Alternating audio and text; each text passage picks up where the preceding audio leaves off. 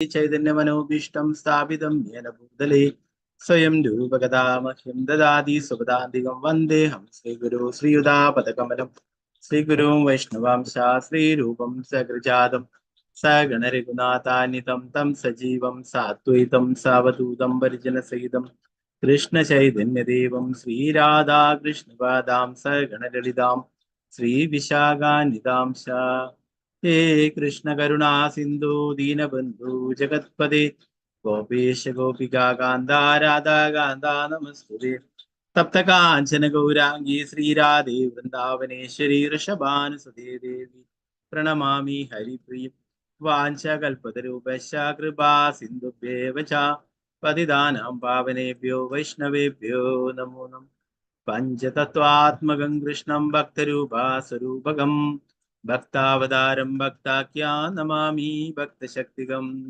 नित्यानन्दमहं नौमि सर्वानन्दकरं परं हरिनामप्रदं देवम् अवधूतशिरोमणि नमो महावदिन्याय कृष्णप्रेमप्रदायते कृष्णाय कृष्णचैतन्या नाम्ने गौरतिशे नमः नमो विष्णुपादाय कृष्णपृष्ठाय भूतले श्रीमते भक्तिवेदान्त स्वामिन्निधि नामिने नमस्ते सरस्वती देवी गौरवाणी प्रचारिणी निर्विशेषा शून्यवादी पाश्चात्य देशधारिणी जय श्री कृष्ण चैतन्य प्रभु नित्यानंदा श्री अद्वैत गदाधरा श्रीवासादि गौर भक्त वृंदा हरे कृष्णा कृष्ण कृष्णा हरे हरे हरे राम राम राम हरे हरे गुरुवे गौरचंद्राय राधिकाय ददाले कृष्णाय कृष्ण भक्ताय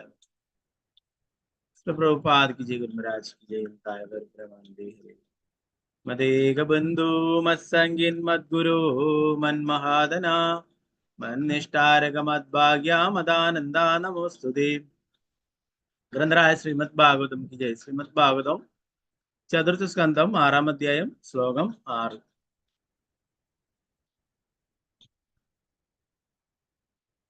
ओम नमो भगवते वासुदेवाय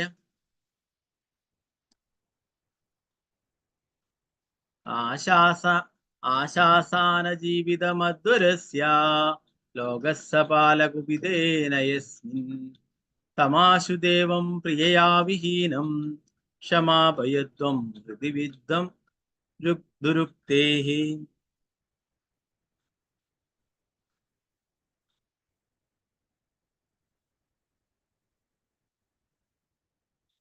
आशासनादीविधमधुरस्य लोकस्य पालाकुपितेन यस्मिन् तमाशु देवं प्रियया विहीनं क्षमापयत्वं हृदिविद्धं दुरुक्तेः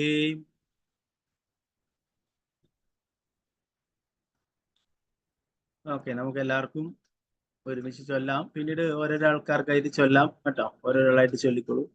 എല്ലാവരും കൂടി ഒരുമിച്ച് ചൊല്ലുമ്പോൾ ഒരാൾ ഒന്നാമത്തെ ലൈന് ചൊല്ലുമ്പോൾ രണ്ടാമത്തെ ആയി പോകുന്നു. എല്ലാം ഒരു കേൾക്കുന്നവർക്കൊരു എന്തോ പോലെ തോന്നുന്നു എന്ന് പലരും അഭിപ്രായം പറയുകയുണ്ടായി. അതുകൊണ്ട് തന്നെ നമുക്ക് ഓരോരാൾക്കാർക്കായിട്ട് ചൊല്ലാം. കുറച്ച് സമയം കൂടുതൽ എടുക്കുമെങ്കിലും കുഴപ്പമില്ല. ഓക്കെ, നമുക്ക് എല്ലാവർക്കും ഈ ശ്ലോകം ചൊല്ലാം. പിന്നീട് ഓരോരാൾക്കാർക്കായിട്ട് ചൊല്ലാം കേട്ടോ. ഓം നമോ ഭഗവതേ വാസുദേവായ. ഓം നമോ ഭഗവതേ വാസുദേവായ. ആശാസനാജീവിതമധ്വരസ്യ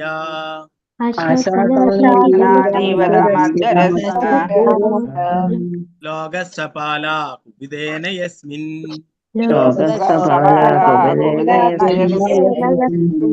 തമാശു ദേവം പ്രിയയാ വിഹീനാ മാഭയത്വം ഹൃദിവിദ്ധം ദുരുക്തേ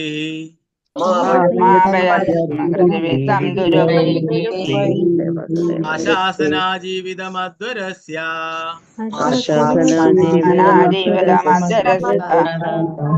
ലോകസ്യ പാലാകുപിതേന യസ്മിन् തമാശു ദേവം പ്രിയയാ വിഹീനം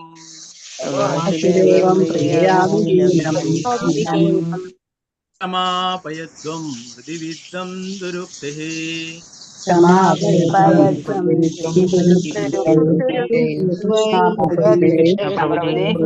പ്രഭുജി ഹരേ ഹരേ കൃഷ്ണ. കൃഷ്ണ. അപ്പൊ ഒരാളായിട്ട് ചൊല്ലാൻ എല്ലാവർക്കും പലർക്കും വിഷമം ഉണ്ടായിരുന്നു ഒരാളായിട്ട് ചൊല്ലാൻ. ഓക്കെ, നമുക്ക് അതുപോലെ തന്നെ ചെയ്യാം. ഒരാളായിട്ട് ചൊല്ലിക്കും. മാലതി ശ്യാമദേവിദാസ് മദൻ ചൊല്ലിക്കും. ഹരേ കൃഷ്ണ. ഹരേ കൃഷ്ണ കൃഷ്ണ പ്രഭുജി.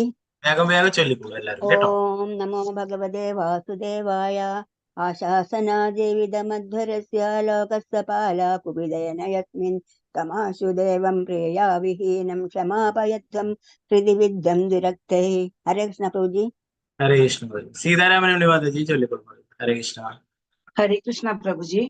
ചൊല്ലിക്കോളൂ. ओम नमो भगवते वासुदेवाय। आशासना जीवितमत्तरस्य लोकस्य पालकुपितेन यस्मिन् तमाशु देवं प्रियं विहीनं क्षमापयध्वं हृदि विद्धं दुरक्तैः। हरे कृष्ण ഹരേ प्रभु കൃഷ്ണ. जी। സുവർണപ്രഭ മാതാജി ചൊല്ലിക്കോളൂ. ഹരേ കൃഷ്ണ. കൃഷ്ണ. ഹരേ കൃഷ്ണ പ്രഭുജി. ഓം നമോ ഭഗവതേ വാസുദേവായ. ആശാസനാ ജീവിതമധ്വരസ്യ ലോകസ്യ പാലകുപിതേന യസ്മിൻ തമാശു ദേവം പ്രിയയാ വിഹീനം ക്ഷമാപയത്വം ഹൃദി വിദ്ധം ദുരുക്തൈഃ. ഹരേ കൃഷ്ണ പ്രഭുജി. വിജയനാണ് മാതാജി ചൊല്ലിക്കോളൂ. ഹരേ കൃഷ്ണ. ഹരേ കൃഷ്ണ പ്രഭുജി. ചൊല്ലി. ഓം നമോ ഭഗവതേ വാസുദേവായ. ആശാസനാ ജീവിതമധ്വരസ്യ ലോകസ്യ പാലാകുപിതേന യസ്മിൻ തമാശു ദേവം പ്രിയാ വിഹീനം ക്ഷമാഭയദ്ധം ഹൃദി വിദ്ധം ദുരക്തേ. ഹരേ കൃഷ്ണ പ്രഭുജി. ഹരേ കൃഷ്ണ. നിർമ്മല മാതാജി ചൊല്ലിക്കോളൂ. ഹരേ കൃഷ്ണ. हरे कृष्ण प्रभु जी। ചൊല്ലിക്കോളൂ. ओम नमो भगवते वासुदेवाय। आशासान जीवितमध्वरस्य लोकस्य पालाकुपितेन यस्मिन् तमाशु देवं प्रियया विहीनं क्षमापयत्वं हृदि वित्तं दुरुक्तैः. हरे कृष्ण प्रभु जी। ഹരേ കൃഷ്ണ. പങ്കജാക്ഷി മാതാജി ചൊല്ലിക്കോളൂ. हरे कृष्ण प्रभु जी। ഹരേ ओम കൃഷ്ണ. नमो भगवते वासुदेवाय। आशासना जीवितमध्यरस्य लोकस्य पालाकुपितेन यस्मिन् तमाशु देवं प्रियया विहीनं क्षमापयत्नं हृदयं विदं दुरिक्कै। हरे कृष्ण प्रभु जी। ഹരേ കൃഷ്ണ. രാമേന്ദ്ര പ്രഭു ചൊല്ലിക്കോളൂ. ഹരേ കൃഷ്ണ. ഓം ഹരേ നമോ കൃഷ്ണ. ഭഗവതേ വാസുദേവായ. ആശാസാന ജീവിതമധ്വരസ്യ ലോകസ്യ പാലകുപിതേന യസ്മിൻ തമാശു ദേവം പ്രിയയാ വിഹീനം ക്ഷമാപയത്വം ഹൃദി വിദ്ധം ദുരക്തൈഃ. ഹരേ കൃഷ്ണ പ്രഭുജി. ഹരേ കൃഷ്ണ പ്രഭു. തങ്കമണി മാതാജി ചൊല്ലിക്കോളൂ. ഹരേ കൃഷ്ണ. हरे कृष्णा प्रभु जी। ഹരേ കൃഷ്ണ. ओम नमो भगवते वासुदेवाय। आशासना जीवितमध्वरस्य लोकसपाला कुपितेन यस्मिन् तमाशु देवं प्रियया विहीनं क्षमापयध्वं हृदि विद्धं दुरक्तैः।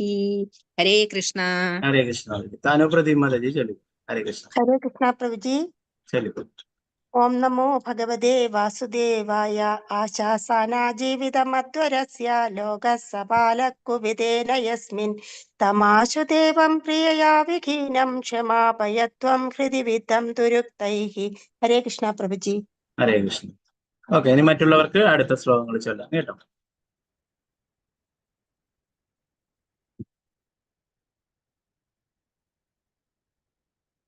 ആശാസനാഹ ചോദിക്കാൻ ആഗ്രഹിക്കുക. ജീവിതം ആയുസ്സിനു വേണ്ടി. അധ്വരസ്യ യജ്ഞത്തിന്റെ. ലോകഹ എല്ലാ ഗ്രഹങ്ങളും. സപാലഹ അവരുടെ നിയന്താക്കളോടുകൂടി. കുപിതേ കോപിച്ചപ്പോൾ. ന അല്ല. യസ്മിൻ ആരി. തം അത്. ആശു പെട്ടെന്ന്. ദേവം മഹാദേവൻ. പ്രിയയാ അദ്ദേഹത്തിന്റെ പ്രിയപ്പെട്ട പത്നിയുടെ. വിഹീനം നഷ്ടപ്പെട്ടതിനാൽ. ക്ഷമാപയത്വം അദ്ദേഹത്തോട് ക്ഷമയാചിക്കണം. ഹൃദി അദ്ദേഹത്തിന്റെ ഹൃദയത്തിൽ. വിദ്ധം വളരെ പീഡിതനാണ്. ദുരുക്തഹേ നിർദ്ദയ വാക്കുകളാൽ. വിവർത്തനം ഭാവാർത്ഥം എസ് ഭക്തിവേദാന്ത സ്വാമി ശ്രീല പ്രഭുപാദ് കി ജയ്. മഹാദേവൻ വളരെ ശക്തനാകിയാൽ അദ്ദേഹത്തിന്റെ കോപത്താൽ എല്ലാ ആഗ്രഹങ്ങളും അവയുടെ നിയന്താക്കളും ഉടനെ നശിപ്പിക്കപ്പെടാൻ സാധ്യതയുണ്ടെന്നും ബ്രഹ്മദേവന് ഉപദേശിച്ചു. പ്രിയപ്പെട്ട പത്നിയുടെ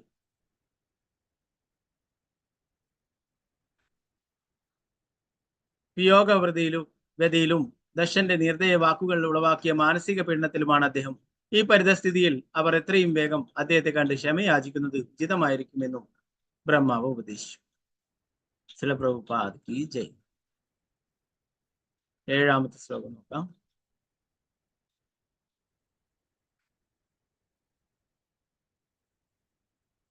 ഓം നമോ ഭഗവതേ വാസുദേവായ.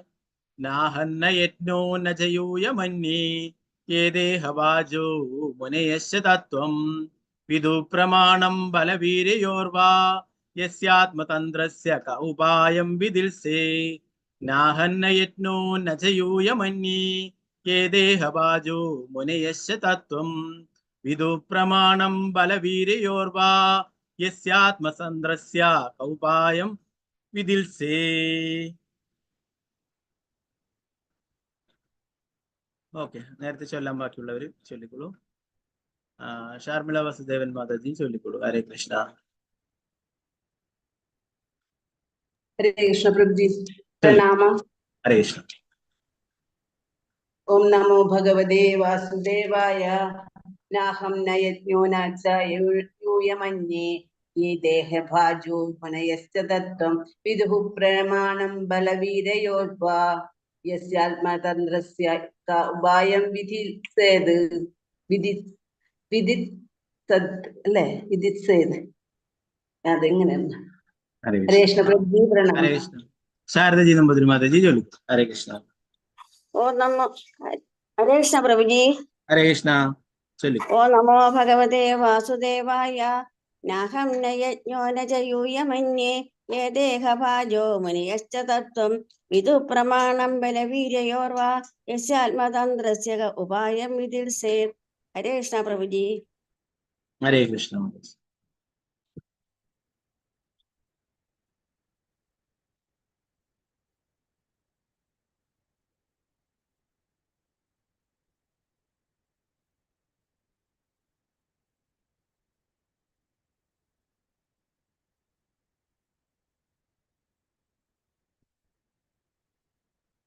സാവിത്രി കൃഷ്ണ ദേവദാസി മാതാജി ചൊല്ലിക്കൂ. ഹരേ കൃഷ്ണ. ഹരേ കൃഷ്ണ പ്രഭുജി. പ്രണാമം പ്രഭുജി. ഹരേ കൃഷ്ണ. ഓം നമോ ഭഗവതേ വാസുദേവായ. നാഹം ന യജ്ഞോ ന ച യൂയമന്യേ യേ ദേഹഭാജോ മുനയശ്ച തത്വം വിദു പ്രമാണം ബലവീരയോർവാ യസ്യാത്മതന്ത്രസ്യ ക ഉപായം വിദിൽസേത്. ഹരേ കൃഷ്ണ പ്രഭുജി. ഹരേ കൃഷ്ണ. വാത്സല ഷാജി മാതാജി ചൊല്ലിക്കൂ. ഹരേ കൃഷ്ണ. ഹരേ കൃഷ്ണ പ്രഭുജി. ഹരേ കൃഷ്ണ. ഓം നമോ ഭഗവതേ വാസുദേവായ. നാഹം ന യജ്ഞോ ന ച യൂയമന്യേ യേ ദേഹഭാജോ മുനയശ്ച തത്വം വിദു പ്രമാണം ബലവീര്യയോർവാ യസ്യാത്മതന്ത്രസ്യ ക ഉപായം വിദിൽസേത്. ഹരേ കൃഷ്ണ പ്രഭുജി. ഹരേ കൃഷ്ണ. അനിതകുമാരി മാതാജി ചൊല്ലിക്കോളൂ. ഹരേ കൃഷ്ണ. ഹരേ കൃഷ്ണ പ്രഭുജി. ചൊല്ലിക്കോളൂ. ഓം നമോ ഭഗവതേ വാസുദേവായ. നാഹം ന യജ്ഞോ ന ച യൂയമന്യോ യേ ദേഹഭാജോ മുനയശ്ച തത്വം വിദു പ്രമാണം ബലവീര്യയോർവാ യസ്യാത്മതന്ത്രസ്യ ക ഉപായം വിദിൽസേത്. ഹരേ കൃഷ്ണ പ്രഭുജി. ഹരേ കൃഷ്ണ. ശോഭ മാതാജി ചൊല്ലിക്കോളൂ. ഹരേ കൃഷ്ണ. ഹരേ കൃഷ്ണ പ്രഭുജി. ഓം നമോ ഭഗവതേ വാസുദേവായ. നാഹം ന യജ്ഞോ ന ച യൂയമന്യേ യേ ദേഹഭാജോ മുനയശ്ച തത്വം വിദിത്സേത്. ക ഉപായം വിദിസ്ലേത്. ഹരേ കൃഷ്ണ. സുസ്മിത കൃഷ്ണപ്രിയ ദേവിദാസ് മാതാജി ചൊല്ലിക്കോളൂ. ഹരേ കൃഷ്ണ. ഹരേ കൃഷ്ണ പ്രഭുജി. ചൊല്ലിക്കോളൂ. ഓം നമോ ഭഗവതേ വാസുദേവായ. നാഹം ന യജ്ഞോ ന ച യൂയമന്യേ യേ ദേഹഭാജോ മുനയശ്ച തത്വം വിദു പ്രമാണം ബലവീര്യയോർവാ യസ്യാത്മതന്ത്രസ്യ ക ഉപായം വിദിത്സേത്. ഹരേ കൃഷ്ണ ഹരേ പ്രഭുജി. കൃഷ്ണ. ഹരേ കൃഷ്ണ. ആതിര മാതാജി ചൊല്ലിക്കോളൂ. ഹരേ കൃഷ്ണ. ഹരേ കൃഷ്ണ പ്രഭുജി.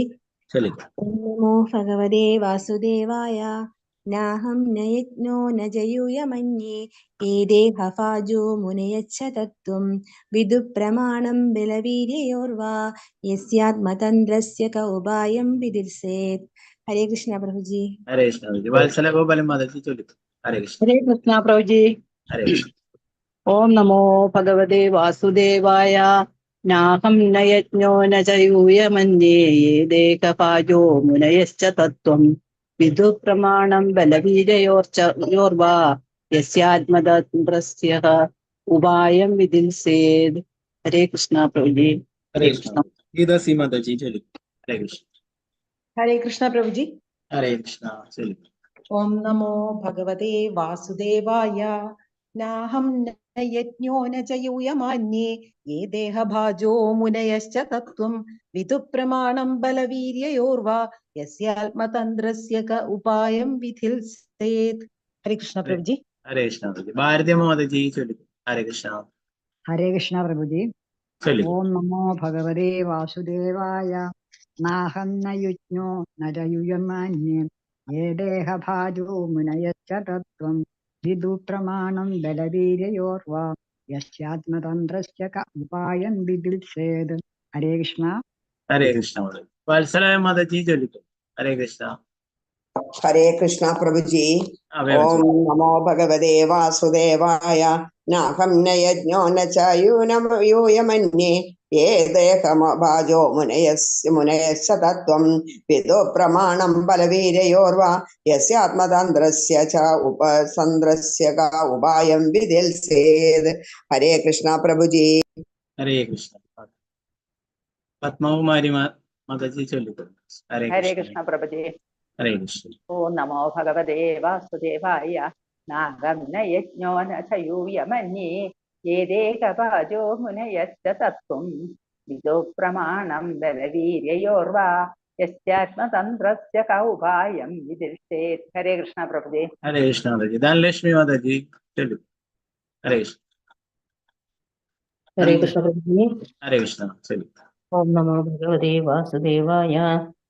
നാഹം ന യജ്ഞോ ന ച യൂയമന്യേ യേ ദേഹഭാജോ മുനയശ്ച തത്വം വിദുപ്രമാണം ബലവീര്യയോർവാ യസ്യാത്മതന്ത്രസ്യ ക ഉപായം വിധിൽസേത്. ഹരേ കൃഷ്ണ പ്രഭുജി. ഹരേ കൃഷ്ണ.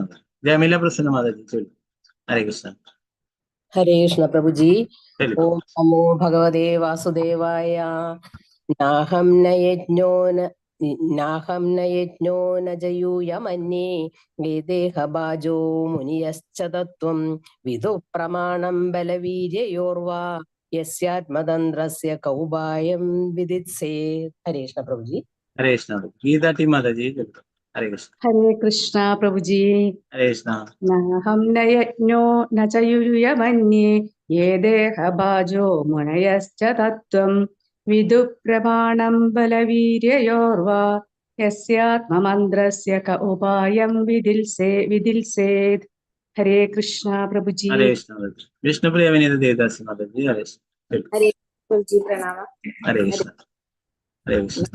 ന യജ്ഞോ ന ച യൂയമന്യേ യേ ദേഹഭാജോ മുനയശ്ച തത്വം വിദുപ്രമാണം ബലവീര്യയോർവാ യസ്യാത്മതന്ത്രസ്യ ക ഉപായം വിധിൽസേത്. ഹരേ കൃഷ്ണ പ്രഭുജി പ്രണാമം. ഹരേ കൃഷ്ണ. ശോഭ പ്രദീപ് മാതാജി ചൊല്ലിക്കും. ഹരേ കൃഷ്ണ. ഹരേ കൃഷ്ണ പ്രഭുജി. ഹരേ കൃഷ്ണ. ഓം നമോ ഭഗവതേ വാസുദേവായ.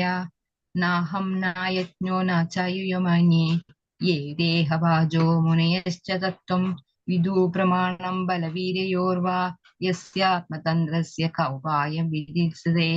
ഹരേ കൃഷ്ണ. ഹരേ കൃഷ്ണ. ഓക്കെ, ഇനി വേറെ ആരെങ്കിലും ഉണ്ടെങ്കിൽ നമുക്ക് അടുത്ത ശ്ലോകങ്ങൾ ചൊല്ലാം. കീർത്തനം ഭാവാർത്ഥമേ ശ്രീ ഭക്തിവേദാന്ത സ്വാമി ശ്രീ പ്രഭുപാദ്. മഹാദേവൻ എത്ര ശക്തനാണെന്ന് തനിക്ക് പോലും ഇന്ദ്രനും യജ്ഞത്തിൽ പങ്കെടുത്ത മുനിമാർക്കും മറ്റാർക്കും തന്നെ അറിയാൻ കഴിയില്ലെന്ന് ബ്രഹ്മദേവൻ പറഞ്ഞു. ആ സ്ഥിതിക്ക് അദ്ദേഹത്തിന്റെ അരവിന്ദ പാദങ്ങളിൽ അപരാധം ചെയ്യാൻ ആരാണ് മുതിരുക? ഭാവാർത്ഥം ശ്രീല പ്രഭുപാദ്. ബ്രഹ്മാവ് ദേവന്മാരോട് മഹാദേവനെ കണ്ട് ക്ഷമയാചിക്കാൻ ഉപദേശിച്ച ശേഷം എങ്ങനെ അദ്ദേഹത്തെ സംതൃപ്തനാക്കാമെന്നും എങ്ങനെ അദ്ദേഹത്തോട് വിഷയം അവതരിപ്പിക്കണമെന്നും നിർദ്ദേശിച്ചു. സ്വയം ബ്രഹ്മാവും മറ്റു ദേവന്മാരും ഉൾപ്പെടെയുള്ള ബദ്ധതാത്മാക്കൾക്ക് ആർക്കും തന്നെ ശിവനെ സംതൃപ്തിപ്പെടുത്തേണ്ടത് എങ്ങനെയെന്ന് അറിയാൻ കഴിയില്ലെന്നും ബ്രഹ്മാവ് ഉന്നയിച്ചു. അദ്ദേഹം പറഞ്ഞു, മഹാദേവൻ വളരെ വേഗം സംതൃപ്തനാകുമെന്ന് കേട്ടിട്ടുണ്ട്. അതിനാൽ നമുക്ക് ആ പാതാരവിന്ദങ്ങളിൽ വീണ് അദ്ദേഹത്തെ സംതൃപ്തനാക്കാൻ ശ്രമിക്കാം. ഉന്നത തലങ്ങളിലുള്ളവർക്ക് കീഴ്പ്പെടുകയാണ് എപ്പോഴും താഴേക്കിടയിലുള്ളവരുടെ സ്ഥിതി. ഇത് ഭഗവത്ഗീതയുടെ നിർദ്ദേശമാകുന്നു. കൂട്ടുകഷായങ്ങൾ കണക്കുള്ള സകല കർമ്മങ്ങളും ഉപേക്ഷിച്ചിട്ട് തനിക്ക് സമർപ്പിതനാകാൻ ഭഗവാൻ എല്ലാവരോടും ആവശ്യപ്പെടുന്നു. അത് ബദ്ധാത്മാവുകളെ പാപപൂർണങ്ങളായ എല്ലാ പ്രതിപ്രവർത്തനങ്ങളിൽ നിന്നും സംരക്ഷിക്കും. അതുപോലെ മഹാദേവന്റെ പാദപങ്കജങ്ങളിൽ സമർപ്പിതരാകാൻ ബ്രഹ്മദേവൻ നിർദ്ദേശിക്കും. മഹാദേവൻ പരമദയാലുവും ക്ഷിപ്രപ്രസാദിയുമാകയാൽ അങ്ങനെ ചെയ്യുന്നത് ഫലപ്രദമാകുമെന്ന് ബ്രഹ്മാവിന് ആത്മവിശ്വാസമുണ്ട്. പ്രഭുപാദ് കി ജയ. 8ാമത്തെ ശ്ലോകം.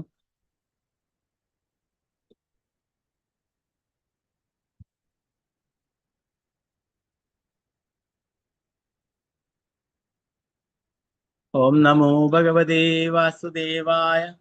സൈത്തമാദിശ്യ സുരാനജസ്തൈ സമന്വിതാ പിതൃഭിസ്സപ്രജേശൈ യയൗ സ്വദീഷ്ണാൻ നിലയം പുരദ്ദിശഃ കൈലാസമദ്രി പ്രവരം പ്രിയ പ്രഭു. സൈത്തമാദിശ്യ സുരാനജസ്തൈ സമന്വിത പിതൃഭിസ്സപ്രജേശൈ യയൗ സ്വദീഷ്ണാൻ നിലയം പുരദ്ദിശഃ കൈലാസമദ്രി പ്രവരം പ്രിയം പ്രഭു. ഹരേ കൃഷ്ണ. നേരത്തെ ചൊല്ലാം, ബാക്കിയുള്ള ആരെങ്കിലും ഉണ്ടൊക്കെ ചൊല്ലിക്കും. ശ്രീജയിച്ച് മാതാജി ചൊല്ലിക്കോളൂ. മാതാജി ചൊല്ലില്ല. ഹരേ കൃഷ്ണ. ഹരേ കൃഷ്ണ മാതാജി. ഹരേ കൃഷ്ണ പ്രഭുജി. ചൊല്ലിക്കോ. ഓം നമോ ഭഗവതേ വാസുദേവായ. സയിദ്യമാദിശ്യ സുരാനജസ്തേ സമന്വിത പിതൃഭിസ്സ പ്രജേശൈഃ യയൗ സ്വധിഷ്ണ്യ നിലയം പുരദ്ദിശഃ കൈലാസമദ്രി പ്രവരം പ്രിയം പ്രഭോ. ഹരേ കൃഷ്ണ പ്രഭുജി. ഹരേ കൃഷ്ണ. ഓക്കെ, വേറെ മറ്റാരും ഇല്ലെങ്കിൽ നമുക്ക് വിവർത്തനം ഭാവാർത്ഥം നോക്കാം. അപ്പൊ എല്ലാവരും നല്ല രീതിയിൽ വേഗം ചൊല്ലിക്കഴിഞ്ഞാൽ നമുക്ക് പെട്ടെന്ന് തന്നെ തീരും. ഇപ്പൊ പെട്ടെന്ന് തീർന്നു. ഒരു 15 മിനിറ്റ് കൊണ്ട് എല്ലാവരും ചൊല്ലിക്കഴിഞ്ഞു. ചിലപ്പോ ഓരോരാൾക്കാർ ശ്ലോകം ചൊല്ലാനാകുമ്പോൾ എന്റെ കണ്ണട എടുത്തു കണ്ണടക്ക് വരുതാൻ പോകും. ചിലപ്പോൾ ഫോൺ എവിടെയെങ്കിലും ആയിരിക്കും ഉണ്ടാവുക. അപ്പൊ അങ്ങനെയൊക്കെ ആകുമ്പോൾ നമ്മള് ഓരോരാൾ കൈ ഉയർത്തിയതിന് ആ ഓർഡറിൽ തന്നെ നമ്മൾ സ്റ്റഡി ആയിട്ട് നിന്ന് കഴിഞ്ഞാൽ നമുക്ക് വേഗം ചൊല്ലിയിട്ട് എല്ലാവർക്കും പോകാൻ സാധിക്കും. അപ്പൊ അങ്ങനെ കുറെ സമയം എടുക്കുന്നതുകൊണ്ടാണ് ആദ്യമൊക്കെ അത് പിന്നെ ആക്കിയത്. ഇപ്പൊ പെട്ടെന്ന് തന്നെ ഒരു 15 മിനിറ്റ് കൊണ്ട് തന്നെ എല്ലാവരും ചൊല്ലിക്കഴിഞ്ഞു കേട്ടോ. ഓക്കെ, താങ്ക് യു എല്ലാവർക്കും. വസന്ത മാതാജി ചൊല്ലിക്കൊള്ളു. ഹരേ കൃഷ്ണ. ചൊല്ലിക്കൊള്ളു. ഹരേ കൃഷ്ണ പ്രഭു. ഹരേ ഓം കൃഷ്ണ. നമോ ഭഗവതേ വാസുദേവായ. സായിത്യമാദിശ്യ സുരാനജസ്തൈ സമന്വിത പിതൃഭേ സപ്രജേശൈഃ യയൗ സ്വദിഷ്ണ്യാ നിലയം പുരദ്ദിശഃ കൈലാസം മദ്രി പ്രവരം പ്രിയം പ്രഭോ. ഹരേ കൃഷ്ണ പ്രഭുജി. ഹരേ കൃഷ്ണ. ഓക്കെ, ഹരേ കൃഷ്ണ. ഓക്കെ, നമുക്ക് ഇതിന്റെ വിവർത്തനം ഭാവാർത്ഥം നോക്കാം.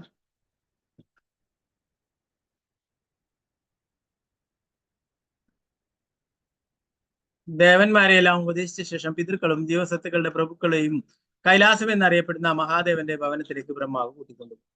ഭാവാർത്ഥം ശ്രീ പ്രഭുപാദ്. മഹാദേവന്റെ കൈലാസം എന്നറിയപ്പെടുന്ന ഭവനത്തെ പറ്റി അടുത്ത 14 ശ്ലോകങ്ങളിൽ വിവരിച്ചിരിക്കുന്നു.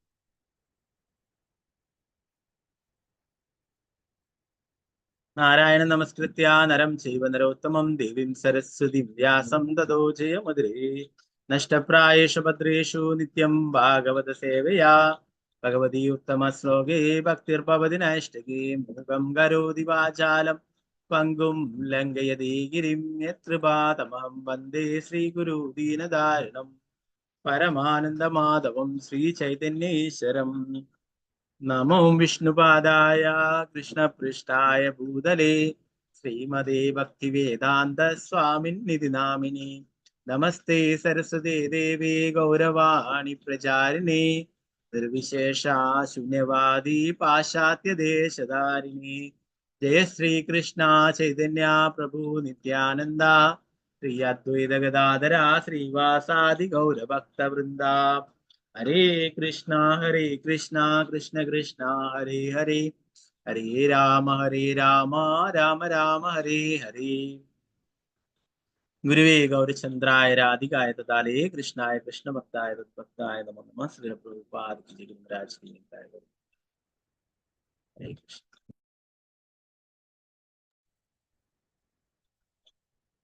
ഇവിടെ നമ്മൾ കഴിഞ്ഞ ശ്ലോകത്തിൽ പഠിച്ചു മഹാദേവനെ ആശുതോഷ് എന്ന് വിളിക്കുന്നു അല്ലെ, വളരെ പെട്ടെന്ന് സന്തുഷ്ടനാകുന്നവന്. അപ്പൊ അതുപോലെ തന്നെ വളരെ പെട്ടെന്ന് ദേഷ്യം പിടിക്കുന്നവനുമാണ് അല്ലെ. മഹാദേവൻ ക്ഷിപ്രപ്രസാദിയുമാണ്, ക്ഷിപ്രകോപിയുമാണ്.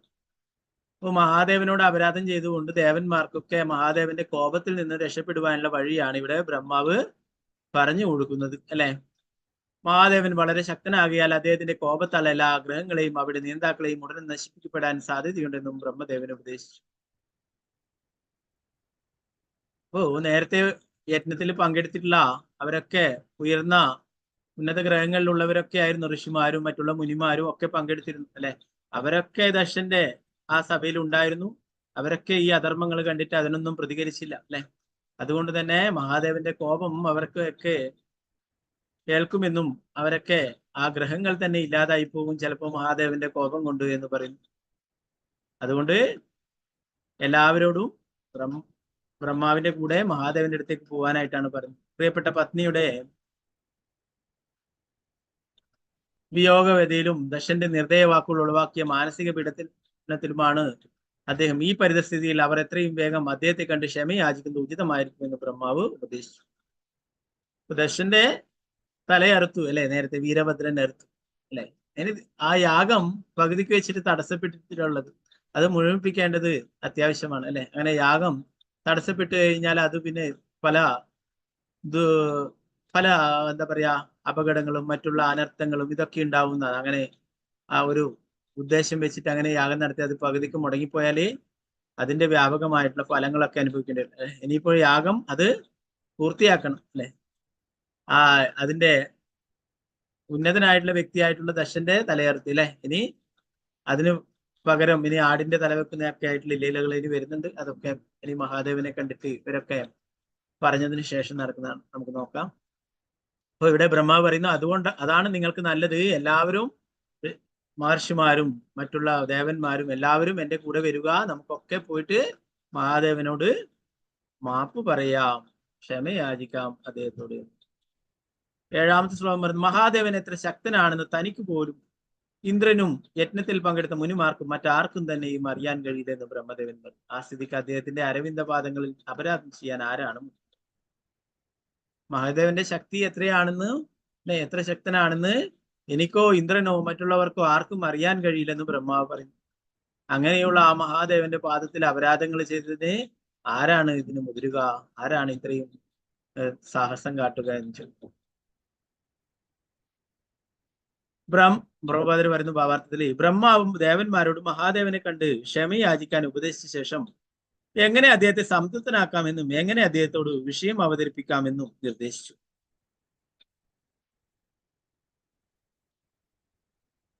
സ്വയം ബ്രഹ്മാവും മറ്റു ദേവന്മാരും ഉൾപ്പെടെയുള്ള ബദ്ധാത്മാക്കൾക്കും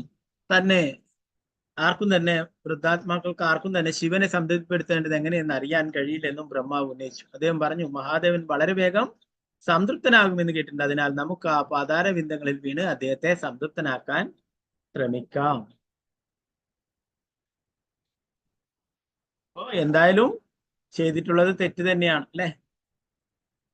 കഷൻ അഹങ്കാരിയാണ് അല്ലെ, അധർമ്മങ്ങൾ പ്രവർത്തിക്കുന്നതാണ് അല്ലെ.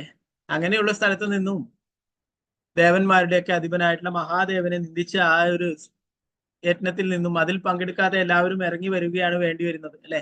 അല്ല, ആരും തന്നെ വന്നില്ല.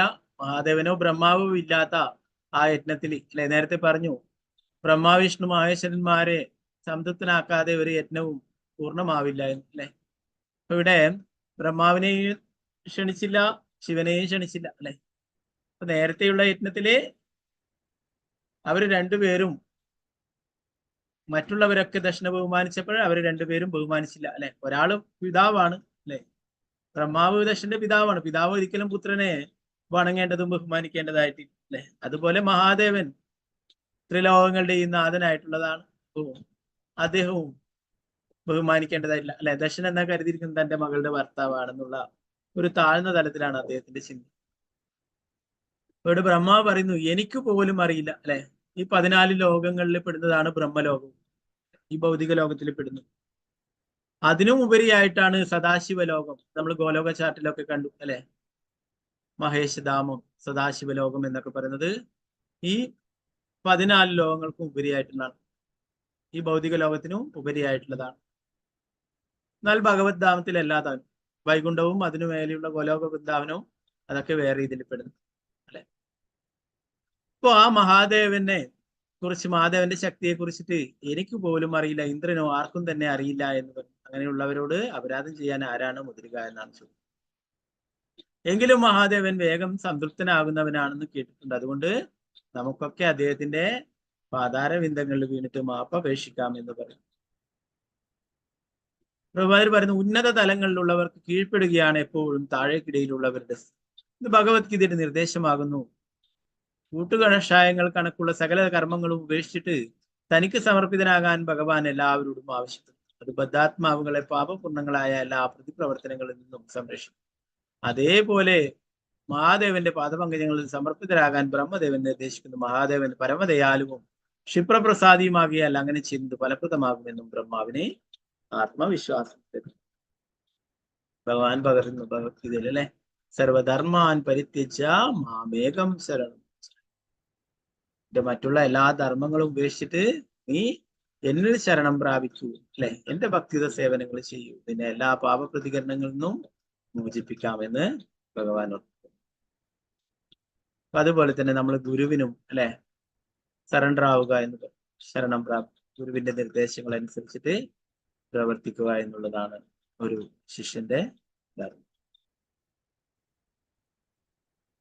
നേരത്തെ പറഞ്ഞല്ലേ, മഹാദേവൻ പരം വൈഷ്ണവനാണ്, ഏറ്റവും ഉയർന്ന വൈഷ്ണവനാണ് അല്ലെ.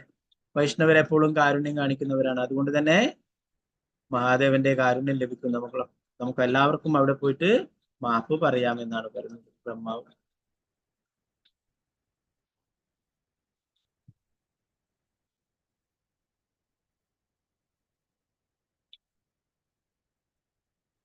എട്ടാമത്തെ ശ്ലോകത്തിൽ പറയുന്നത്, ദേവന്മാരെയെല്ലാം ഉപദേശിച്ച ശേഷം പിതൃക്കളും ജീവസത്തകളുടെ പ്രഭുക്കളെയും കൈലാസം എന്നറിയപ്പെടുന്ന മഹാദേവന്റെ ഭവനത്തിലേക്ക് ബ്രഹ്മാവ് കൂട്ടിക്കൊണ്ടുപോകും. ഇതിൽ പങ്കെടുത്ത എല്ലാവരും, ദേവന്മാരും പിതൃക്കളും മറ്റുള്ള ഋഷിമാരും അല്ലെ, എല്ലാവരെയും കൂട്ടിയിട്ട് ഈ ഭൗതിക ലോകത്തിന്റെ നാഥനായിട്ടുള്ള എല്ലാറ്റിന്റെയും നാഥനായിട്ടുള്ള മഹാദേവന്റെ ഭവനത്തിലേക്ക് ബ്രഹ്മാവ് കൂട്ടിക്കൊണ്ടുപോയി. പ്രഭുപാദർ പറയുന്നത്, ഇനി അടുത്തു വരുന്ന 14 ശ്ലോകങ്ങളിൽ മഹാദേവന്റെ കൈലാസത്തെ കുറിച്ചിട്ടുള്ള വർണ്ണനയാണ്. മഹാദേവന്റെ കൈലാസം എന്നറിയപ്പെടുന്ന ഭവനത്തെ പറ്റിയിട്ട് അടുത്ത 14 ശ്ലോകങ്ങളിൽ വിവരിക്കുന്നതാണ്. അതില് മുഴുവനായിട്ട് എടുക്കാമെങ്കിൽ കുറച്ച് ശ്ലോകങ്ങൾ നമുക്ക് നോക്കാം.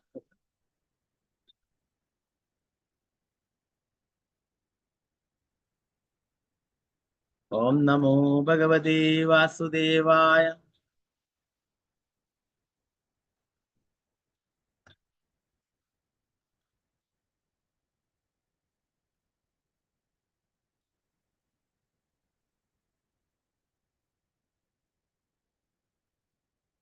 ജന്മൗഷധീതപോ മന്ത്ര യോഗ സിദ്ധിർനരേതരേ ജുഷ്ടം കിന്നര ഗന്ധൈർവേ അപ്സരോഭിർവൃതം സദാ. കൈലാസം എന്നറിയപ്പെടുന്ന ഭവനം നാനാതരം ഭക്ഷണ ഔഷധ സസ്യങ്ങളാൽ നിബിഡവും വൈദിക മന്ത്രങ്ങളാലും നിഗൂഢ യോഗ പരിശീലനങ്ങളാലും സദാ പരിശുദ്ധവുമാണ്.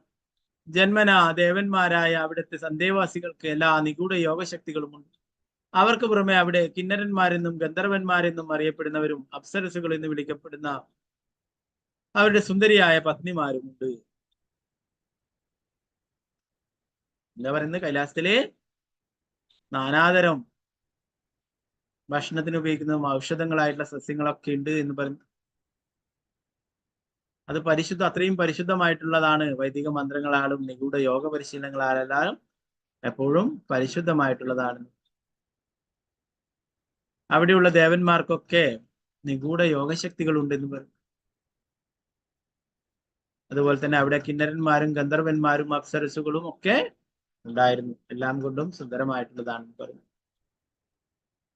10ാമത്തെ ശ്ലോകത്തിലും പറയുന്നു,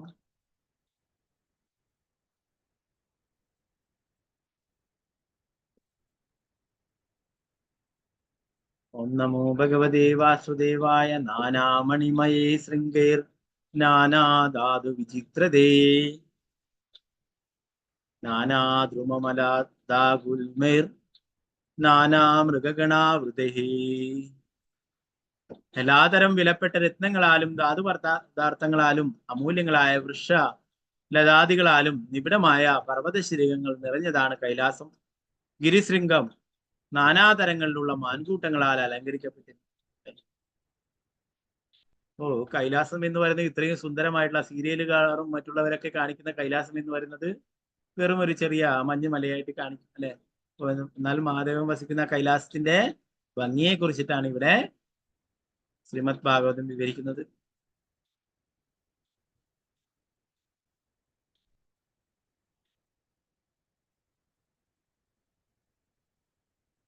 നാനാമല പ്രസർവണൈർ നാനാഗന്ധര സാനുഭിഹി രമണം വിഹരന്തീനാം രമണൈ സിദ്ധയോഷിതാം. അവിടെ ധാരാളം വെള്ളച്ചാട്ടങ്ങളുണ്ട്. പർവ്വതനിരകളിൽ നിഗൂഢ യോഗികൾ അവരുടെ സുന്ദരിമാരായ പത്നിമാരുമൊത്ത് വസിക്കുന്ന മനോഹരങ്ങളായ ഗുഹകളും കാണാം. ധാരാളം വെള്ളച്ചാട്ടങ്ങളും പർവ്വതനിരകളൊക്കെ ഉണ്ടെന്ന് പറയുന്നു. അതുപോലെ തന്നെ അവിടെ മനോഹരങ്ങളായിട്ടുള്ള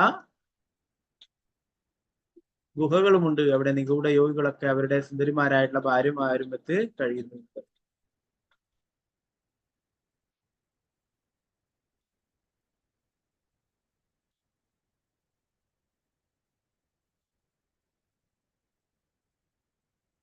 മയൂരകേകാവിരുദം മദാന്താളി വിമൂർച്ഛിതം പ്ലാവിതേ രക്തകണ്ഠാനാം കുഞ്ചിതശാപതത്രിണാം. കൈലാസ പർവ്വതത്തിൽ സർവദാ മയിലുകളുടെ താളാത്മകമായ മധുരശബ്ദ സ്പന്ദനങ്ങളും തേനീച്ചകളുടെ മൂളിപ്പാട്ടുകളുമുണ്ട്. കോകിലങ്ങൾ സദാ ഗാനാലാപനം ചെയ്യുകയും മറ്റു പക്ഷികൾ അതിനൊത്ത് മന്ത്രധ്വനികൾ മുഴക്കുകയും ചെയ്യുന്നു. കൈലാസത്തിലെ മയിലുകളുടെ മധുരശബ്ദങ്ങൾ അല്ലെ, അതുപോലെ തന്നെ തേനീച്ചകളുടെ മൂളിപ്പാട്ടുകളൊക്കെ ഉണ്ട് എന്ന് പറയുന്നു. മയിലുകൾ ഇവിടെ രാധാഗോവിന്ദന്റെ അടുത്ത് വന്നാലും നിങ്ങൾക്ക് രാവിലെയൊക്കെ പുലർച്ചെയൊക്കെ മയിലിന്റെ ശബ്ദം കേൾക്കാം. നല്ല മനോഹരമായിട്ടുള്ള കുറച്ചൊക്കെ സൂര്യൻ ഉദിച്ചു കഴിഞ്ഞാൽ മയിലിനെയൊക്കെ അവിടെ ഇവിടെയൊക്കെ കാണാനും സാധിക്കും. എന്നാൽ ധാരാളം മയിലുകളെ കാണാം അല്ലെ, വൃന്ദാവനത്തിലായാലും മറ്റുള്ള സ്ഥലങ്ങളിൽ ഭഗവാന്റെ ധാമിലൊക്കെ. അതുപോലെ തന്നെ കൈലാസ പർവ്വതത്തിലും ധാരാളം മയിലുകൾ ഉണ്ടാവും. അതിന്റെ ശബ്ദങ്ങളൊക്കെ കേൾക്കാം. അതുപോലെ തേനീച്ചകളെ മൂളിപ്പാട്ട്, കോകിലങ്ങളും ഗാനാലാപനം ചെയ്യുന്നു. മറ്റു പക്ഷികൾ അതിനൊത്ത് മന്ത്രധ്വനികൾ മുഴക്കുകയും ചെയ്യുന്നു. 13ാമത്തെ ശ്ലോകം.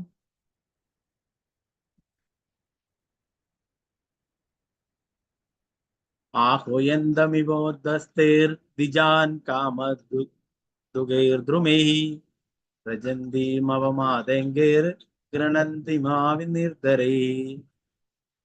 അവിടെ മനോഹരങ്ങളായ പക്ഷികളെ കൈകൾ നീട്ടി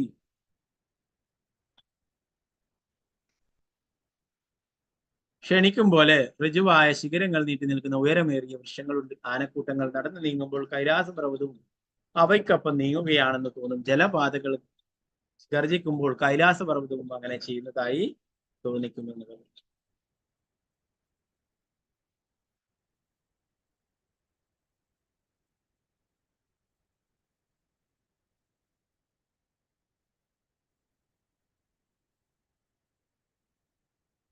അവിടെ ധാരാളം വൃക്ഷങ്ങളുണ്ട്. അവരൊക്കെ വൃക്ഷങ്ങളൊക്കെ കാണുമ്പോൾ പക്ഷികളൊക്കെ കൈനീട്ടി വിളിക്കുന്നത് പോലെ തോന്നുന്നുണ്ട് അല്ലെ.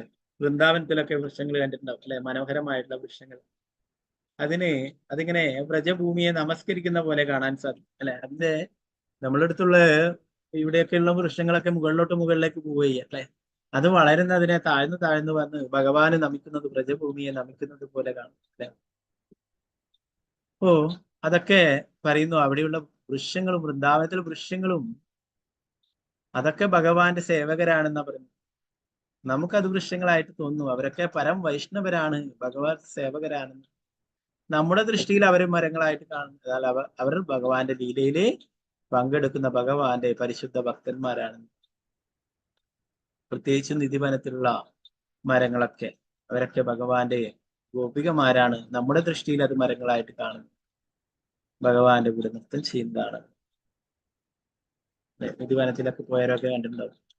ആ വൃക്ഷങ്ങൾക്കൊക്കെ കുങ്കുമൊക്കെ വിതറിയിട്ടൊക്കെ കാണാൻ പറ്റും അല്ലെ, അവിടെയുള്ള മരങ്ങൾ. അപ്പോ അതൊക്കെ വളരും തോറും വിനയത്തോടെ ഭഗവാനെ നമസ്കരിച്ചുകൊണ്ടേയിരിക്കും അല്ലെ. നമ്മളിവിടെ ചിന്തിച്ചു നോക്കിയാൽ നമ്മുടെയൊക്കെ ഇവിടെയുള്ള മരങ്ങളൊക്കെ ഉയർന്ന് അങ്ങനെ പോകില്ല അല്ലെ. അപ്പൊ വ്രജഭൂമിയിലുള്ളതൊക്കെ അതുപോലെ ഇവിടെ പറയുന്നു കൈലാസത്തിലുള്ളതും വൃക്ഷങ്ങളെ കൈനീട്ടി സ്വീകരിക്കുന്നത് പോലുള്ള കാഴ്ചകൾ കാണാൻ സാധിക്കും.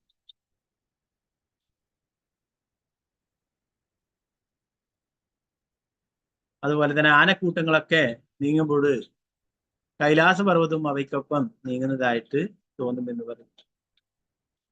അതുപോലെ തന്നെ അരുവികൾ, ജലപാതകളൊക്കെ ഗർജിക്കുമ്പോൾ കൈലാസ പർവ്വതവും അങ്ങനെ ചെയ്യുന്നതായി തോന്നിക്കുന്നു.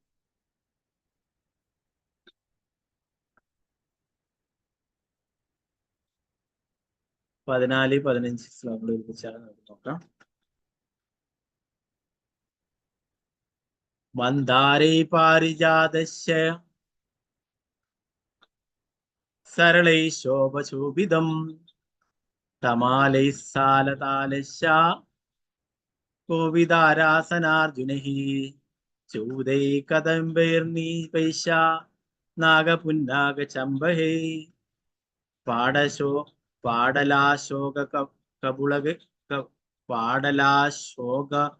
ബഗുളൈ കുന്ദേ കുരവ കൗരവീ മന്ദാരേ പാരിജാതശ്യ സരളൈ ശോഭശോഭിതം തമാലൈ സാലദാശൈലൈശ കോവിദാരസനാർജുനൈ ചൂതൈ കദംബൈർനീപൈശ നാഗപുന്നാഗചംബകൈ പാടലാശോകബകുളൈ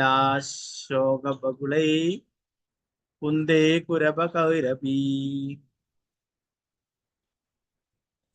കൈലാസ പർവ്വതത്തിൽ നാനാവിധ വൃക്ഷങ്ങളുണ്ട്. അവയുടെ നാമങ്ങൾ താഴെ കൊടുക്കുന്നു. മന്ദാരം, പാരിജാതം, സരളം, തമാല, താല, കോവിദാരം, ആസനം, അർജുനം, അമരജാതി അഥവാ മാവ്, കദംബം, ധൂളി, കദംബം, നാഗം, പുന്നാഗം, ചമ്പകം, പാടലം, അശോകം, ബകുലം,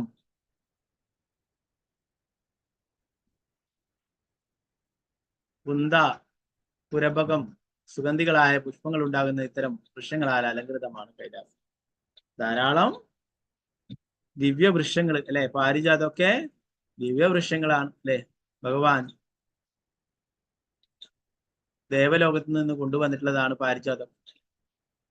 ഇവിടെയുണ്ട് നമ്മുടെ രാധാഗോവിന്ദ അമ്പലത്തിനടുത്തൊക്കെ ഇവിടെയൊക്കെ പാരിജാത പൂക്കളും ധാരാളം. അപ്പോ അത്രയും മനോഹരം ഭഗവാന്റെ ധാമിലൊക്കെ, വൃന്ദാവനത്തിലായാലും മായാപൂരിലായാലും അല്ലെ, ഭഗവാന്റെ അങ്ങനെയുള്ള ദിവ്യധാമിലൊക്കെ ധാരാളമായിട്ട് വളരുന്നത്. അതുപോലെ തന്നെ ഇവിടെ മഹാഭക്തനായുള്ള മഹാദേവന്റെ കൈലാസത്തിലും ഇതുപോലുള്ള പാരിജാതവും മറ്റുള്ള അനേകം പരിശുദ്ധമായിട്ടുള്ള ആ വൃക്ഷങ്ങളൊക്കെ ഉണ്ട്, അതിൽ പുഷ്പങ്ങളൊക്കെ ഉണ്ട്.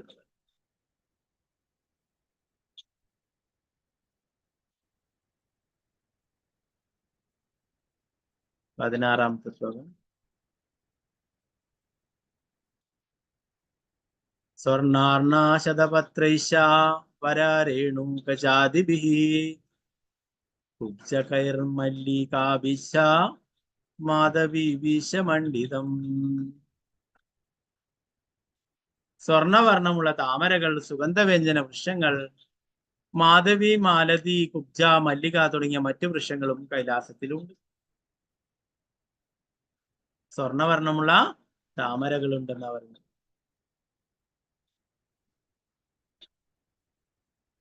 പതിനേഴാമത്തെ ശ്ലോകം.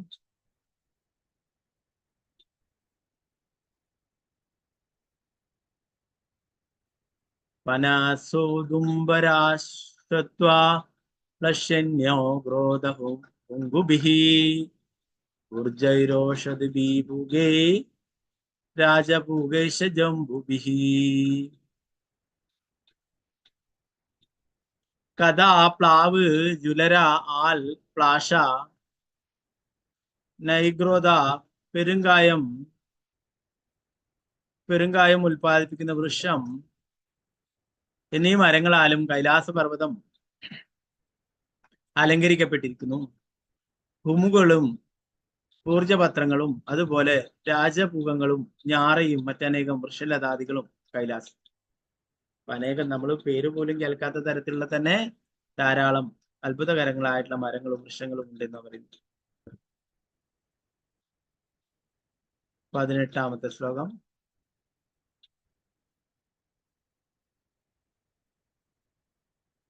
ഗർജൂരാമ്രാതകാമ്രാതൈ പ്രിയാളാമധുകേങ്കുദേഹി ദ്രുമാജാതി വിരന്യശാരാജിതം വേണുഗീചകൈഹി. അവിടെ മാവുകളും പ്രിയാലങ്ങളും മധുകങ്ങളും ഇംഗുതങ്ങളും ഉണ്ട്. അവയ്ക്ക് പുറമെ നേർത്ത മുളകൾ, ദ്വാരമുള്ളവ ഉൾപ്പെടെ വിവിധ തരത്തിലുള്ള മുളകൾ എന്നിവ പോലെ ധാരാളം ഇതര വൃക്ഷങ്ങളുമുണ്ട്. അവയെല്ലാം തന്നെ കൈലാസ പർവ്വതത്തെ അലങ്കരിക്കുന്നു.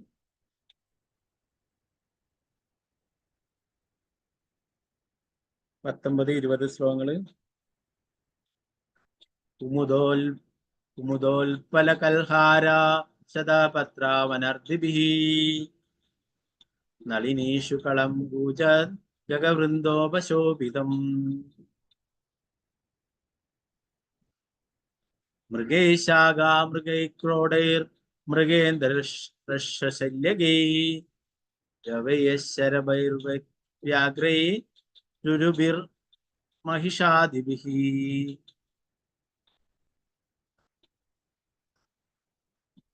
അവിടെ കുമുദങ്ങൾ, ഉൽപ്പലങ്ങൾ, ശതപത്രങ്ങൾ തുടങ്ങി നാനാതരം താമരപ്പൂവുകളുമുണ്ട്. വനസ്ഥലികൾ മനോഹരമായി അലങ്കരിക്കപ്പെട്ട ഉദ്യാനം പോലെ കാണപ്പെടുന്നു. ചെറു ചെറു തടാകങ്ങൾ നിറയെ മധുരതരമായി മന്ത്രിക്കുന്ന നാനാതരം പക്ഷികളുണ്ട്.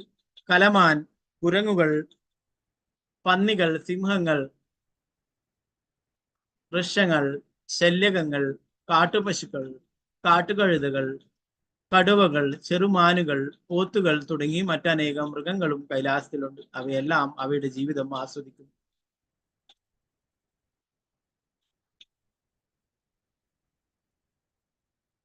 കർണാദ്രൈകപദാശ്വസീർ നിർജുഷ്ടം മൃഗനാഭിഃ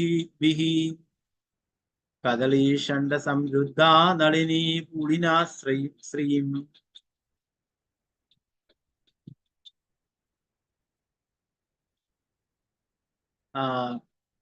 കർണാന്ത്രം, ഏകപദം, അശ്വസ്യം, മൃഗം, കസ്തൂരി വഹിക്കുന്ന കസ്തൂരിമാൻ തുടങ്ങി നാനാതരം മാനുകൾ അവിടെയുണ്ട്. മാനുകൾക്ക് പുറമെ അവിടെ മലകളുടെ സാനുക്കളിലെ ചെറു തടാകങ്ങളെ മനോഹരമാക്കി മാറ്റുന്ന ധാരാളം കദളി വാഴകളുമുണ്ട്.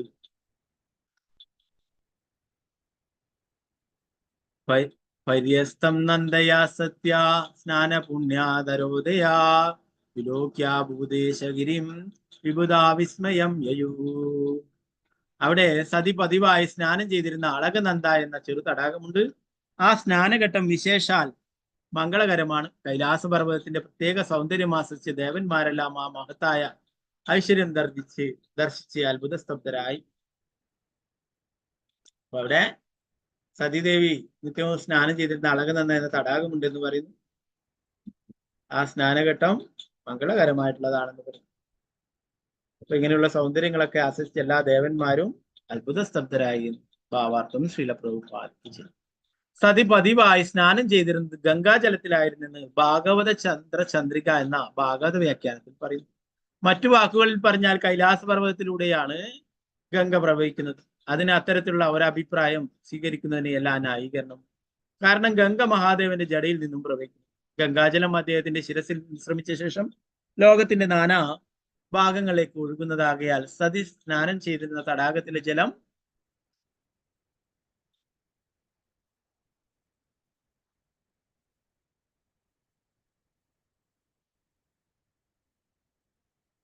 ഗംഗാജലത്തിലായിരുന്നിരിക്കാൻ ശരിക്കും സാധ്യതയുണ്ട്. ആ ജലത്തിന് കൃത്യമായ പരിമളം ഉണ്ടായിരുന്നു. അല്ലെ, മഹാദേവന്റെ ജടയിലാണ്, ശിരസിലാണ് ഗംഗ വഹിച്ചിരിക്കുന്നത് അല്ലെ.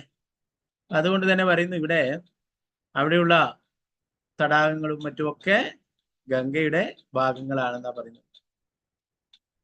നാനാ ഭാഗങ്ങളിലേക്കും ഗംഗ ഒഴുകുന്നുണ്ടെന്ന് പറയുന്നു.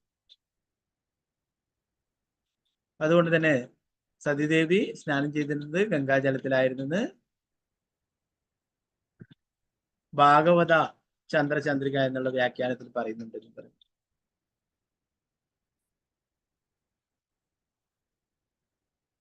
ഗംഗാധരൻ അല്ലെ, മഹാദേവന്റെ വേറൊരു പേരാണ്. ഗംഗയെ വഹിച്ചിരിക്കുന്നവൻ, ഗംഗയെ ധരിച്ചിരിക്കുന്നവനുണ്ട്.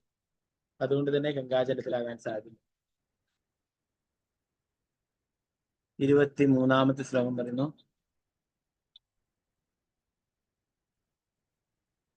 ദദൃശൂസ്തത്ര തേ രമ്യ മളകാം നാമ വൈപുരീം വനം സൗഗന്ധികം ജാബി എത്ര തന്നാമ പങ്കജം. അപ്രകാരം ദേവന്മാർ വനത്തിനുള്ളിൽ അത്ഭുതകരമായ മനോഹരീതയുള്ള അളക എന്ന പ്രദേശം ദർശിച്ചു. സുഗന്ധപൂരിതമായിരുന്നതിനാലും താമരപ്പൂക്കളുടെ ധാരാളിത്തം ഉണ്ടായിരുന്നതിനാലും സൗഗന്ധിക എന്നാണ് ആ വനത്തെ വിളിച്ചിരുന്നത്. ഭാവാർത്ഥം ശ്രീല പ്രഭുപാദകൻ. അളക ചിലപ്പോൾ അളകാപുരി എന്ന നാമത്തിലും അറിയപ്പെടാറുണ്ട്. കുബേരന്റെ ഭവനത്തിനും അളകാപുരി എന്ന നാമമുണ്ട്. കുബേരന്റെ ഭവനം എങ്ങനെയായാലും കൈലാസത്തിൽ കാണാൻ യാതൊരു സാധ്യതയുമില്ല. അതുകൊണ്ട് ഇവിടെ പരാമർശിക്കുന്ന അളക എന്ന പ്രദേശം കുബേരന്റെ അളകാപുരിയിൽ നിന്നും തികച്ചും വ്യത്യസ്തമാണ്. വീരരാഘവ ആചാര്യരുടെ അഭിപ്രായ പ്രകാരം അളക എന്നാൽ അസാധാരണ സൗന്ദര്യം എന്നാണ് അർത്ഥം. ദേവന്മാർ ദർശിച്ച കൈലാസത്തിലെ അളക എന്ന പ്രദേശത്താൽ വിശേഷാൽ സുഗന്ധം പരത്തുന്നവയും സൗഗന്ധികം എന്നറിയപ്പെടുന്നതുമായ താമര പുഷ്പങ്ങളും ഉണ്ട്. ഇവിടെ അളക എന്ന് പറയുന്നത് അളകാപുരി കുബേരന്റെ ഭവനത്തെ അല്ല പറയുന്നത്, മഹാദേവന്റെ കൈലാസത്തെ കുറിച്ച് അളക എന്ന് പറയുന്നത് സുന്ദരമായിട്ടുള്ള അസാധാരണമായിട്ടുള്ള സൗന്ദര്യം എന്നാണ് അർത്ഥമാക്കുന്നത് എന്ന് പറയുന്നത്. നന്ദാചാളകനന്ദാച സരിതോ ബാഹൃദാപുര തീർത്ഥപാദ പദാംബോജ രജസാദീവ പാവനീ. അവർ നന്ദ, അളകനന്ദ എന്നീ നാമങ്ങളുള്ള നദികളും ദർശിച്ചു. പരമദിവ്യത്വ പുരുഷനായ ഭഗവാൻ ഗോവിന്ദന്റെ പദാരവിന്ദങ്ങളുടെ ധൂളിയാൽ പരിശുദ്ധമാക്കപ്പെട്ടതാണ് ഈ ഇരു നദികളും. നന്ദ, അളകനന്ദ എന്നുള്ള നദികള് ഭഗവാന്റെ പാദങ്ങള് പദധൂളികൾ കൊണ്ട് പരിശുദ്ധമാക്കപ്പെട്ടിട്ടുള്ളതാണ്.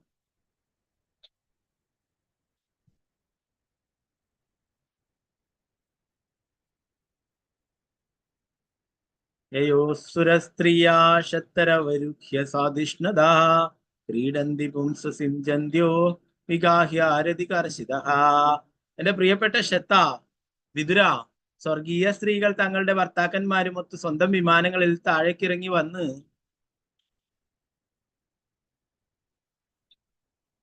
ലൈംഗികാസ്വാദന ശേഷം ആ നദികളിൽ പ്രവേശിച്ച് അവരുടെ ഭർത്താക്കന്മാർക്ക് മേൽ ജലം തെറിപ്പിച്ച് വിനോദിക്കും.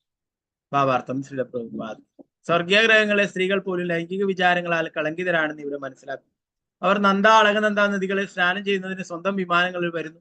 നന്ദയും അളകനന്ദയും പരമദിവ്യത്വ കൃഷ്ണനായ ഭഗവാൻ ഗോവിന്ദന്റെ പദാരവിന്ദങ്ങളുടെ ധൂളിയാൽ പരിശുദ്ധമാക്കപ്പെട്ടതാണെന്ന് സാരഗർഭമാണ്. മറ്റു വാക്കുകളിൽ ഗംഗ പരമദിവ്യത്വ കൃഷ്ണനായ ഭഗവാൻ നാരായണന്റെ കാൽവിരലിൽ നിന്ന് ഉത്ഭവിക്കുന്നതാകിയാൽ പരിശുദ്ധമാണെന്ന് അർത്ഥം. ആകിയാൽ പരമദിവ്യത്വ കൃഷ്ണനായ ഭഗവാന്റെ ഭക്തിത സേവനമായി ബന്ധപ്പെടുമ്പോൾ ജലമായാലും മറ്റെന്ത് തന്നെയായാലും പരിശുദ്ധവും ആധ്യാത്മികവുമായിരിക്കും. ഭക്തിത സേവനത്തിന്റെ നിയമകർമ്മങ്ങൾ ഈ തത്വത്തിൽ അധിഷ്ഠിതമാണ്. ഭഗവാന്റെ പാദപങ്കജങ്ങളുമായി ബന്ധമുണ്ടാകുന്ന എന്തും തൽക്ഷണം എല്ലാം ഭൗതിക ഗണങ്ങളിൽ നിന്നും മുക്തമാകുന്നു. സ്വർഗീയ ഗ്രഹങ്ങളിലെ സ്ത്രീകൾ ലൈംഗിക ചിന്തകളാൽ കളങ്കപ്പെട്ട് ഭർത്താക്കന്മാരുമെത്ത് സ്വന്തം വിമാനത്തിൽ താഴേക്ക് വരികയും പരിശുദ്ധ നദികളിൽ സ്നാനം ചെയ്തു പതിമാരുടെ മേൽ ജലം തെറിപ്പിച്ച് രസിച്ചും സന്തോഷിക്കുന്നു. ഇതുമായി ബന്ധപ്പെട്ട് ഇവിടെ ഉപയോഗിച്ചിട്ടുള്ള രണ്ടു വാക്കുകൾ വളരെ അർത്ഥവത്താണ്. സ്വർഗീയ തരുണികൾ ലൈംഗികാസ്വാദന ശേഷം അതിനോട് ദുർമുഖമുള്ളവരായി തീരുന്നു എന്നാണ് രതികർഷിത എന്നതിനർത്ഥം. ലൈംഗികാസ്വാദനം ഒരു ശാരീരിക ആവശ്യം എന്ന നിലയിൽ സ്വീകരിക്കുന്നുവെങ്കിലും അതിനുശേഷം അവർ സന്തോഷവതികളല്ല. ഭഗവാൻ ഗോവിന്ദൻ പരമദിവ്യത്വ പുരുഷനായ ഭഗവാൻ തീർത്ഥപാദൻ എന്ന് വിളിച്ചുശേഷിക്കപ്പെട്ടുള്ളതാണ്. ഇവിടെ മറ്റൊരു പ്രധാന കാര്യം, തീർത്ഥം എന്നാൽ പരിശുദ്ധമായ സ്ഥലമെന്നും പാദം എന്നാൽ ഭഗവാന്റെ പങ്കജപാദം എന്നും അർത്ഥം. പാപപൂർണങ്ങളായ പ്രവർത്തനങ്ങളുടെ പ്രതിപ്രവർത്തനങ്ങളിൽ നിന്നും മോചനം നേടാൻ ആളുകൾ സ്വയം പരിശുദ്ധ സ്ഥലങ്ങളിൽ പോകുന്നു. മറ്റു വാക്കുകൾ പരമദിവ്യത്വ പുരുഷനായ ഭഗവാൻ കൃഷ്ണനുമായി കൂട്ടിച്ചേർക്കപ്പെടുന്ന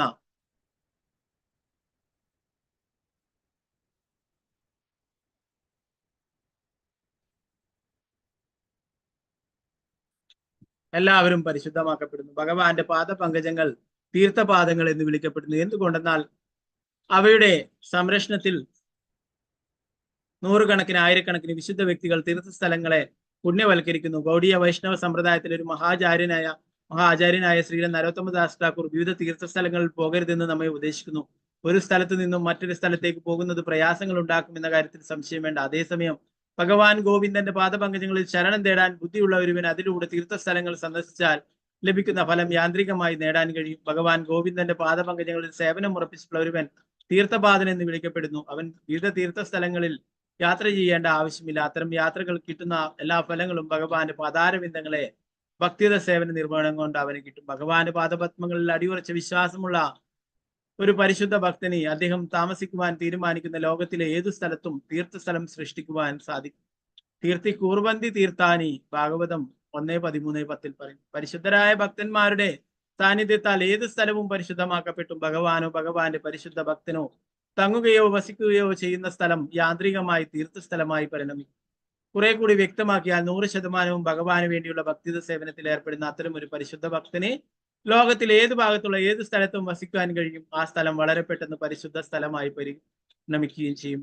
അദ്ദേഹത്തിന് ഭഗവാന്റെ ഇച്ഛ പോലെ അവിടെ സമാധാനപൂർണമായി വസിച്ചുകൊണ്ട് ഭക്തിത സേവനം നിർവഹിക്കാനും സാധിക്കും.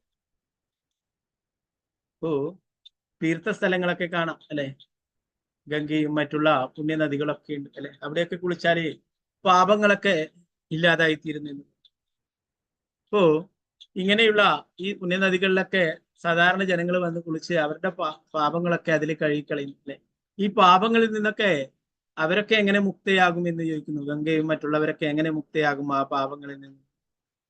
അത് പറയുന്നു, ഭഗവാന്റെ ഭക്തന്മാർ അതിൽ കുളിക്കുകയാണെങ്കിൽ അതിലുള്ള എല്ലാ പാപങ്ങളും ഇല്ലാതായിത്തീരുമെന്ന്. അപ്പൊ ഭഗവാന്റെ ഭക്തന്മാര് തീർത്ഥസ്ഥലങ്ങളെക്കാളും പരിശുദ്ധരായിട്ടുള്ളവരാണെന്ന് പറയും.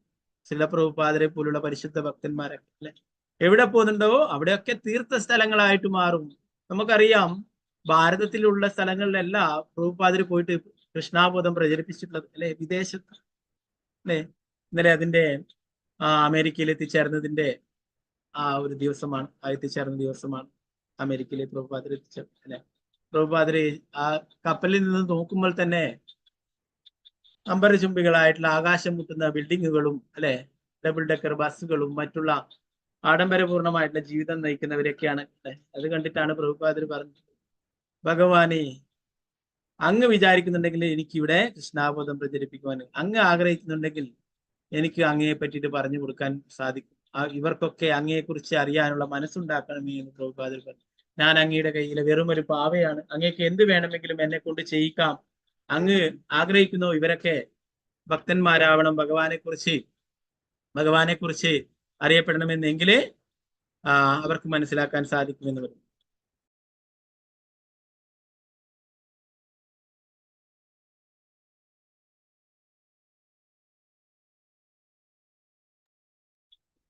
ഓക്കെ, അപ്പൊ അങ്ങനെയുള്ള ഭക്തന്മാരൊക്കെ പോകുന്ന സ്ഥലങ്ങളൊക്കെ തീർത്ഥസ്ഥലങ്ങളായിട്ട് മാറുമെന്ന് അല്ലെ. നമുക്ക് എവിടെ പോയാലും കാണാം, പ്രഭുപാദര് വിദേശങ്ങളിലൊക്കെ പോയിട്ട് അവിടെയൊക്കെ വൃന്ദാവനം പോലെ മനോഹരമാക്കി തീർക്കുകയുണ്ടായി. അവിടെയൊക്കെ ക്ഷേത്രങ്ങൾ നിർമ്മിച്ചു, അവിടെയൊക്കെ ഗോശാലകളും മറ്റുമൊക്കെ ആക്കി. വിദേശങ്ങളിലൊക്കെ എത്രയോ ഏക്കർ കണക്കിന് സ്ഥലങ്ങളിലൊക്കെ അവര് ഗോശാലയും മറ്റുള്ളതൊക്കെ ആയിട്ട് അവിടെ എന്താ പറയാ, ഭാരതത്തിൽ പോലും ചെയ്യാത്ത രീതിയിലുള്ള ഭക്തിത സേവനങ്ങളൊക്കെ ചെയ്യുന്നു. പശു സംരക്ഷണം അല്ലെ, ഭഗവാൻ ഏറ്റവും, ഗോക്കളെ സംരക്ഷിക്കുന്ന ഭഗവാൻ ഏറ്റവും പ്രിയപ്പെട്ടു.